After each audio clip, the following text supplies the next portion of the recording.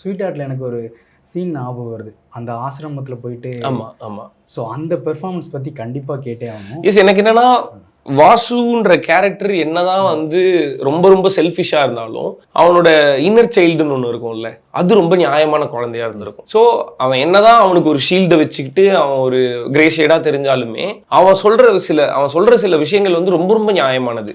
அதுல அந்த ஆசிரமம் சீன் வந்து ரொம்ப ஜஸ்டிஃபைடா, ரொம்ப கரெக்டா சொல்லு. இத்தனை நாள் நம்ம எல்லாருமே அதை பார்த்த ஆங்கிளே வேற. எனக்கு சுனித் சொல்லும்போது வாசுவோட ஆங்கிள் கம்ப்ளீட்டா வேற. கம்ப்ளீட்டா வேறன்றதை விட ரொம்ப நியாயமா இருந்தது. நம்ம ஒரு பர்த்டே செலிப்ரேட் பண்றோம்ன்றனால ஒரு ஆசிரமத்துக்கு போயிட்டு ஒரு 10 குழந்தை 12 மணிக்கு நிப்பாட்டி வச்சு ஹாப்பி பர்த்டே சொல்லு அப்படின்னு சொல்றது எந்த விதத்துல நியாயம்? உங்களுக்கு பிடிக்கும்ன்றதுக்காக பிரியாணி எடுத்து கொண்டு போய் கொடுக்குறீங்க, அது அவங்களுக்கு பிடிக்கணும்னு எந்த விதத்துல நீங்க நம்பலாம்? நீ போய் ஒரு ஆசிரமத்துல இருக்க குழந்தைய ஹாப்பி பண்ணி நீ ஹாப்பி ஆகணும்னா அப்ப அவங்களுக்கு என்ன வேணும்னு கேட்டுதான் ஹாப்பி பண்ணணும். உங்களுக்கு பிடிக்கிறத கொண்டு போய் கொடுத்து அவங்களுக்கு அது பிடிக்கணும்னு நினைக்கிறதே குரூயல்ட்டி இல்ல. ஸோ எதுவுமே இல்லாத இருக்க அந்த குழந்தைங்கள்ட்ட போயிட்டு உங்களுக்கு என்ன வேணும்னு கேட்கறது தான் நியாயம். ஸோ எனக்கு பிடிச்சதை கொடுக்குறேன், அது உனக்கும் பிடிக்கணுன்றதே குரூயல்ட்டி. ஸோ அதை சொல்லும்போது எனக்கு சூப்பரா இருக்கு, நல்ல விஷயம், இதை சொல்லணுமே. ஏன்னா எனக்கு என்னைக்குமே தோணிருக்கு, நான் ரொம்ப ஜென்ரலா கேஷுவலா பண்ற விஷயம் அது.